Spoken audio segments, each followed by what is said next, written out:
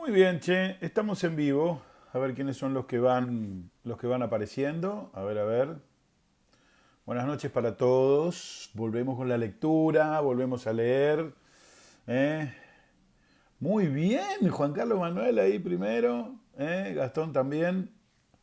Antes que te... Horacito, querido. Antes que te pongas loco, Juanca, pon el teléfono apaisado y ahí me vas a ver bien. No te pongas loquito, te lo pido por favor. Bueno, Noelia también. Bueno, van apareciendo. Después de. Hola, hermano. Hola, Beni. Bueno, después de un fin de semana de fiaca. Después de un fin de semana de fiaca, no. No te pongas loco, ya te dije. Pon el teléfono apaisado. Ya lo expliqué la otra vez. Estoy grabando así porque de esta manera después lo puedo subir en este formato a YouTube. Y vuelvo a pedirles que se metan a YouTube, que busquen mi canal y que se suscriban. Necesito llegar a 1000 suscriptores, así que vamos, hagan campañas y todas esas cosas, ¿sí? Bueno, es un día complicado para muchos de ustedes, sobre todo los correntinos lo deben saber, el resto no. Hoy al mediodía falleció Pocholo Barreto, falleció José Antonio Barreto, hijo. eh, un, un ataque al corazón en su casa. Y nada, una noticia muy triste porque Pocho era un excelente profesional, era un gran tipo, un tipo serio. Pocholo era una buena persona, era un gran tipo. Entonces, eh, cuando estas cosas les pasan a las buenas personas, uno queda medio en offside, ¿viste? Queda como sin entender bien de qué se tratara esta historia, sin entender muchas cosas y sin comprender, pero, pero bueno, el acompañamiento a la familia, al Pumita querido, amigo de tantos años, y bueno, para, para aquellos que lo conocieron solo en su faceta profesional y que lo escuchaban en la radio, que lo leyeron y que se cansaron de leerlo en los diarios sin saber que era él el que escribía, porque Pocholo era desde hace muchos años el jefe de prensa de Regatas y el que mandaba a todos los medios y a todos los periodistas las gacetillas de prensa con fotos y con textos, y, y los textos así venían, copiados y se pegaban. Así que eh, para aquellos que solamente lo conocieron en su faceta profesional, les digo, eh, Pocholo, además de todo eso, era, era un gran tipo, una excelente persona. Así que bueno, triste, muy triste, porque aparte se complica ir a despedirlo, se complica el acompañar a la familia en este momento. Así que qué sé yo, pensá que este hecho de estar en tu casa, encerrado y puteando porque no podés salir y porque te gustaría hacer tantas cosas, eh, hay a otras personas a las que le pasan estas cosas y otras familias que están padeciendo estas cosas que no tienen solución, que no tienen remedio y que no tienen vuelta atrás. Entonces, eh, no sé, sentite bendecido, qué sé yo. Pero bueno, vamos a leer en el día de hoy como todos estos días. Saludo ahí a los muchachos, ahí están Miguelito, Raúl, Gilberto, eh, y salud para todos y bienvenidos. Estamos leyendo el libro El hombre que fue jueves, desde el viernes que no nos encontramos, ya lo dije, haciendo algún poco de orden acá en casa y bueno, con mi hija, con algunos compromisos de trabajo que hacían complicado poder sentarme acá con ustedes. Así que bueno, hola Víctor, hermano. Vamos a continuar hoy con el capítulo 7, La inexplicable conducta del profesor de Worms, es el nombre del capítulo del hombre que fue jueves, de Chesterton. Y recuerden ustedes todo esto que llevó a Gabriel Syme a encontrarse sentado en el medio de la reunión de este cónclave de anarquistas de toda Europa y que, bueno, terminó la semana pasada terminó, sí, la semana pasada, terminó el viernes en esta lectura que hicimos del capítulo anterior, en que el jefe, el director, el presidente de los anarquistas, este hombre al que se conocía como Domingo, luego de estar ahí sentados en este balcón frente a la plaza y hablando a viva voz de los planes y de matar a sus enemigos, hasta incluso de hablar de quién lo haría y demás, dice que hay un traidor, Gabriel Sanz ya se prepara como para que vengan por él, y resulta que se está refiriendo a otra persona. Así que desde el santuario, dice Emi, sí, desde el santuario, amor, ahí están atrás todos mis cosas. Bueno, ahora después les voy a mostrar algunas cosas. No sé si voy a hacerlo, pero bueno, nada. La inexplicable conducta del profesor de Worms es el título del capítulo número 7 de este libro, El hombre que fue jueves, que vamos a compartir con todos ustedes ahora. Sentarse, gritó Domingo con una voz que pocas veces dejaba oír, una voz que hacía caer de las manos las espadas. Los tres que se habían levantado soltaron a Gogol y el equívoco personaje reasumió su asiento. Bien, señor mío, dijo con presteza el presidente, como si se dirigiera a un desconocido. ¿Quiere usted hacerme el favor de enseñarme lo que lleva en el bolsillo del chaleco? El pretendido polaco estaba algo pálido, bajo la maraña negra de sus cabellos, pero afectando tranquilidad, metió 2 dedos en el bolsillo indicado y sacó una tarjetita azul. Al verla sobre la mesa, Sain recobró el sentido del mundo exterior, porque, aunque la tarjeta estaba en el otro extremo de la mesa y no podía leer su inscripción, era idéntica a la que él mismo llevaba, a la que le habían dado cuando ingresó en la cuadrilla antianarquista. Patético eslavo, dijo el presidente, trágico hijo de Polonia, ¿se atrevería usted, ante esta tarjeta, a negar que está usted, por decirlo así, de sobra en nuestra tertulia? No, señor, dijo el antes Gogol, y todos se sorprendieron de oír salir, por entre aquel bosque de extranjero pelamen, una voz clara, comercial y hasta cockney, de bajo pueblo londinense. Era tan absurdo como oír a un chino hablar de pronto en inglés, en inglés con el acento de Escocia. Comprendo que usted se da cuenta de su situación, dijo el Domingo. Usted lo ha dicho, replicó el falso polaco. Ya veo que es un poco desairada, y solo mantengo que ningún polaco es capaz de imitar mi acento como yo he imitado el suyo. Concedido, dijo el Domingo. Creo en efecto que el acento de usted es inimitable y aún confieso que en vano he tratado de remedarlo a la hora de mi baño. ¿Tendría usted inconveniente en dejarme sus barbas con su tarjeta? Ninguno, contestó Gogol, y con un dedo se arrancó toda su envoltura peluda, descubriendo unos ralos cabellos rubios en una cara pálida y descocada. Esto es sofocante, añadió. Le hago a usted la justicia de confesar, observó Domingo con cierta brutal admiración, que usted, sin embargo, ha sabido conservar su sangre fría debajo de esa envoltura.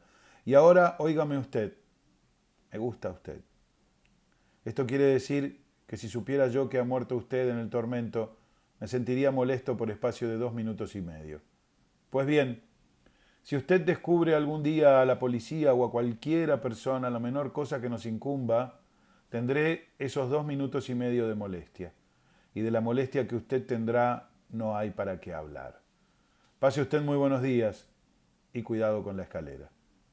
El blondo detective que se escondía bajo la máscara de Gogol se levantó y salió del cuarto con un aire de completa indiferencia. Sin embargo, el asombrado Sain comprendió que esta indiferencia era afectada porque un tropezón al salvar la puerta dio clara señal de que el detective no pensaba en la escalera. ¿Cómo pasa el tiempo?, dijo alegremente Domingo echando un vistazo a su reloj, que como todas sus cosas parecía de tamaño más que natural. Tengo que irme, tengo que presidir una reunión humanitaria. El secretario se volvió hacia él con ceño adusto. ¿Y no sería mejor, dijo con cierta sequedad, discutir los detalles de nuestro proyecto ahora que estamos sin el espía? Creo que no, dijo el presidente con un bostezo que parecía un terremoto. Dejémoslo en tal estado. Que lo arregle el sábado. Yo tengo que irme. Almorzaremos aquí el domingo próximo. Pero la dramática escena había fustigado los nervios casi desnudos del secretario. Era uno de esos hombres concienzudos hasta el crimen. Me veo obligado a protestar, presidente. Esto es una irregularidad, dijo. Es una regla fundamental de la sociedad el discutir todos los planes en pleno consejo. Cuando estaba aquí el traidor, comprendo que usted dijera, secretario, interrumpió el presidente con gravedad. Si usted hubiera hecho hervir su cabeza en casa como un nabo, puede que sirviera para algo. No estoy seguro, pero pudiera ser. El secretario retrocedió con furor equino. Verdaderamente, empezó a decir muy ofendido, no comprendo. Eso es, le interrumpió el presidente moviendo la cabeza. Usted no comprende nunca. Diga usted, asno entre los asnos, gritó poniéndose de pie. Usted no quiere que le oigan los espías, ¿no es verdad? ¿Y quién le asegura a usted que ahora mismo no le están oyendo? Y con estas palabras se encogió de hombros desdeñosamente y salió del cuarto. Los otros cuatro se quedaron viéndolo boquiabiertos, sin entenderle. Solo Syme sabía a qué atenerse, y un frío le corrió por los huesos. Si algo quería dar a entender el presidente es que había sospechado de Syme, que no podía denunciarlo como a gogol, pero que tampoco se fiaba de él. Los otros se levantaron gruñendo para tomar el lunch en cualquier parte, porque ya empezaba a hacerse tarde. El profesor se levantó muy despacio y con mucho trabajo. Syme se quedó un rato solo, meditando en su extraña situación. Se había escapado del rayo, pero aún no se disipaba la nube. Al fin se decidió salir a la plaza de Leicester. El día luminoso se había ido enfriando más cada vez, y cuando Syme salió a la calle le sorprendieron los copos de nieve. Llevaba consigo el bastón de alma de acero y el resto del equipaje de Gregory, pero quién sabe dónde se había dejado la capa, tal vez en el barco o en el balcón. Esperando que pasara la racha, se refugió un momento en la puerta de una modesta peluquería, en cuyo escaparate no se veía más que una enfermiza muñeca de cera con traje descotado. La nieve arreciaba. Syme, a quien el aspecto de la muñeca causaba una impresión deprimente, dirigió la mirada hacia la calle blanca y desierta. Con gran asombro, vio que un hombre contemplaba atentamente el escaparate. Su chistera estaba blanca de nieve como la de San Nicolás, y la nieve se había amontonado sobre sus botas hasta los tobillos, pero él no hacía caso, absorto en la contemplación de la descolorida y triste muñeca. Semejante contemplación, y con un tiempo como aquel, justificaba el asombro de Syme, pero el vago asombro se transformó en sorpresa personal al descubrir que aquel hombre era nada menos que el anciano y paralítico profesor de Worms. Parecía imposible, a sus años y con sus achaques. A Syme no le extrañaba, en aquella cofradía inhumana, encontrar las peores perversiones. Con todo, se resistía a admitir que el profesor se hubiera enamorado de aquella muñeca de cera. Más bien empezó a figurarse que su enfermedad, fuese la que fuese, le causaba raptos momentáneos de éxtasis o de rigidez, a pesar de lo cual no pudo sentir compasión. Al contrario, se felicitó de que la catalepsia y el andar dificultoso del profesor le permitieran escapar de él y dejarlo varias millas atrás, porque Syme tenía una verdadera sed de librarse ya de aquella atmósfera ponzoñosa, aunque solo fuera una hora. Lo necesitaba para reflexionar, trazarse su política y decidir finalmente si había de mantener o no la palabra empeñada a Gregory. Arrojóse, pues, entre los danzarines copos de nieve, dobló la esquina 2 o 3 veces para allá y otras tantas para acá, y entró en una fondita del Soho con ánimo de tomar el lunch. Siempre reflexionando, comió unos 4 platos ligeros, apuró media botella de tinto y acabó con el café y el cigarro sin dejar su aire meditabundo. Se encontraba en la sala alta de la fonda, llena del tintineo de los cubiertos y el rumor de la charla en lengua extranjera. Recordó que en otro tiempo se le figuraba que todos esos extranjeros, amables e inofensivos, eran anarquistas. Y se estremeció recordando a los anarquistas verdaderos. Pero en aquel estremecimiento había la placentera emoción de la escapatoria. El vino, el alimento común y corriente, el sitio familiar, los rostros de hombres naturales y conversables, todo le hacía pensar en el consejo de los 7 días como en un sueño fugitivo. Harto sabía que aquello era una realidad, pero al menos estaba lejos. Altísimas casas y populosas calles lo dividían del último de aquellos seres abominables. Sentíase libre en la libre Londres, bebiendo su vino entre los libres. Con desparpajo requirió el sombrero y bastón y bajó por la escalerilla a la sala inferior. Al entrar en esta sala, sintió que los pies se le pegaban al suelo. Allí, en una mesita arrinconada justo a la opaca ventana que daba sobre la calle cubierta de nieve, estaba instalado el viejo profesor anarquista frente a un vaso de leche, con su cara lívida y sus párpados entrecerrados. Syme se quedó tan tieso como su bastón, y después, fingiendo mucha prisa, pasó rozando al profesor, empujó la puerta y la cerró con estrépito y se metió en la nieve. ¿Será posible que me ande siguiendo este cadáver?, se dijo mordiéndose con rabia el bigote. Sin duda me he entretenido aquí tanto tiempo que hasta corrigiendo, logró darme alcance. Por fortuna, con solo apresurarme un poco puedo ponerme tan lejos de él como de aquí a Tombuctú. Estaré viendo visiones. A lo mejor el pobre hombre no viene siguiéndome. El domingo no había de ser tan torpe que me hiciera seguir por un lisiado. Morigeró su marcha, jugó el bastón entre los dedos y tomó rumbo al Covent Garden. Al atravesar el inmenso mercado, nevaba furiosamente y el día se había oscurecido como si empezara a anochecer. Los copos de nieve lo atormentaban como un enjambre de abejas de plata. Se le metían por la barba, le pinchaban los ojos, añadiendo incomodidad a la sobreexcitación de sus nervios. Cuando, con paso vacilante, alcanzó la entrada de Fleet Street, ya había perdido la paciencia. Encontró abierto un restaurante de té dominical y se refugió allí. Pidió, para justificar su presencia, una taza de té solo, pero apenas acababa de pedirlo cuando el profesor Worms entró cojeando penosamente, se sentó con mucho trabajo y pidió un vaso de leche. A Syme se le cayó el bastón, produciendo un ruido metálico que acusaba la presencia del verduguillo. Pero el profesor no levantó la vista.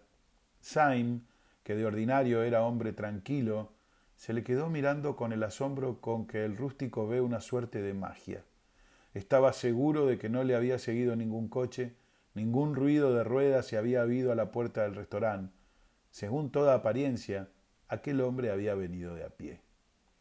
Pero si aquel hombre no andaba más que en un caracol y Syme había volado más que el viento, se levantó a recoger su bastón enloquecido por aquella contradicción aritmética y salió empujando las puertas del resorte sin probar el café. En ese instante pasaba un ómnibus hacia el banco a toda rapidez. Tuvo que correr para alcanzarlo, pero logró saltar al estribo. Allí se detuvo un instante para tomar resuello. Después trepó a la Imperial. Haría medio minuto que estaba sentado cuando le pareció oír detrás una respiración pesada y asmática. Volvióse rápidamente y vio aparecer poco a poco, por la escalerilla del ómnibus, un sombrero lleno de nieve y a la sombra del ala, la cara miope y los hombros vacilantes del profesor Worms. Ocupó un asiento con gran cuidado y se arrebujó en su capa hasta la barba. Todos los movimientos de aquel cuerpo tambaleante y aquellas manos temblorosas, los ademanes inciertos y las pausas pánicas hacían indudable que aquel hombre estaba perdido, sumido en la mayor imbecilidad física. Se movía por pulgadas, se tumbaba en el asiento con infinitas precauciones y, sin embargo, a no ser un mito las entidades filosóficas llamadas tiempo y espacio, era indudable que aquel hombre había corrido para alcanzar el ómnibus. Syme se levantó y, tras echar una mirada implorante al cielo de invierno que se oscurecía por momentos, bajó la escalerilla. Trabajo le costó gobernar su cuerpo que quería arrojarse desde lo alto del coche. Sin darse cuenta de lo que hacía, sin volver la vista, lanzóse por una de las callejuelas que desembocan en Fleet Street como limo de vuelta. Pensaba vagamente que si este incomprensible y valetudiano Juan de las Viñas se había propuesto perseguirlo, pronto le perdería de vista en aquel laberinto de callecitas, y estuvo entrando y saliendo por aquel enredijo que más que de vías públicas parecía de hendiduras y rendijas, y cuando había completado 20 ángulos alternantes y dibujado un inconcebible polígono, se detuvo a escuchar. Nadie le seguía. No se oía ruido alguno. Verdad es que el espesor de la nieve apagaba el ruido de las pisadas. Al pasar por Red Lion Court, advirtió un sitio donde algún enérgico transeúnte había aplastado la nieve, dejando al descubierto las piedras húmedas y lucientes por un espacio de 20 metros. No le llamó la atención y se metió por otra calleja del laberinto. Pero habiéndose detenido a escuchar de nuevo unos 100 pasos más allá, sintió que también su corazón se paraba, porque del sitio donde habían quedado las piedras desnudadas, le llegó claramente el ruido de la muleta metálica y los pies del cojo infernal. El cielo, obscurecido de nubes, sumergía a Londres en una oscuridad y una opresión excesivas para la hora que era. A uno y otro lado de Sain corrían unos muros lisos, sin fisonomía. No había ventanas ni agujeros. Sintió un nuevo impulso de escapar de aquella colmena de casas y salir otra vez a las avenidas iluminadas. Pero, antes de ganar la arteria principal, todavía anduvo un rato de aquí para allá. El resultado es que salió a la calle abierta mucho más lejos de lo que se figuraba, por la desierta anchura del Ludgate Circus, de donde se veía la Catedral de San Pablo como asentada en los cielos. Admiróse de encontrar el sitio tan desierto como si la peste hubiera barrido la población. Pronto cayó en la cuenta de que aquella soledad era explicable, primero porque la nevada era todavía intensísima y además porque era domingo. Cuando la palabra domingo cruzó su mente, se mordió los labios. Ya para él aquella palabra era un retruécano infernal. Bajó la nebulosidad de la nieve que se perdía en los cielos, y la ciudad parecía sumergida en un reflejo verdoso y como submarino. El crepúsculo escondido y hosco se adivinaba tras la cúpula de San Pablo, entre colores ahumados y siniestros, verde enfermizo, rojo moribundo, bronce desfalleciente, lo bastante vivo, sin embargo, para acentuar la blancura inmensa de la nieve. Y sobre esos temerosos colores se destacaba el bulto sombrío de la catedral, en cuyo vértice brillaba una mancha de nieve, colgando como de un pico alpestre. Al escurrir, la nieve había revestido el domo de arriba a abajo, argentando completamente el globo y la cruz. Al ver esto, Sainz sintió que recobraba el valor, e hizo, involuntariamente, un saludo militar con el bastón. Sabía que el maldito viejo, convertido en sombra, lo seguía cojeando más o menos deprisa, pero ya no hizo caso. Mientras se oscurecían los cielos, aquel punto eminente de la tierra parecía dar luz, verdadero símbolo de fe. Si los demonios se habían apoderado del cielo, aún no capturaban la cruz. Y Sainz sintió impulsos de arrancar su secreto a aquel perseguidor paralítico, danzarín y saltón a un tiempo. A la entrada de la plaza, donde se abre sobre el circo, se detuvo, bastón en mano, dispuesto a afrontar al enemigo. El profesor de Worms dobló lentamente la esquina de la calle irregular que había venido siguiendo, y su estampa grotesca, revelada a la luz de un solitario farolillo de gas, hizo recordar involuntariamente aquellos versos que cantan unos nenes. The Crooked Man Who Went the Crooked Mile. Y en verdad parecía que estaba torcido por efecto de las tortuosas calles que recorría. Acercábase con lentitud y la luz se reflejaba en sus espejuelos e iluminaba su cara paciente. Sainz lo esperaba como San Jorge al dragón, como quien aguarda una explicación final o la muerte. Y el viejo profesor vino hacia él, y junto a él pasó, como si no lo reconociera, sin un pestañeo. Esta silenciosa y afectada inocencia exasperó a Sainz. La cara descolorida, el aire de aquel hombre, eran para convencer de que aquella persecución había sido una coincidencia desgraciada. Sainz se quedó como galvanizado por una fuerte mezcla de rabia y burla pueril. Hizo el ademán de tumbarle el sombrero al viejo y gritando como «Alcánzame si puedes», echó a correr a través del circo blanco y espacioso. Ya no era posible ocultarse. Volvió la vista y vio la silueta negra del viejo que le perseguía con largas zancadas, como si tratara de jugar carreras.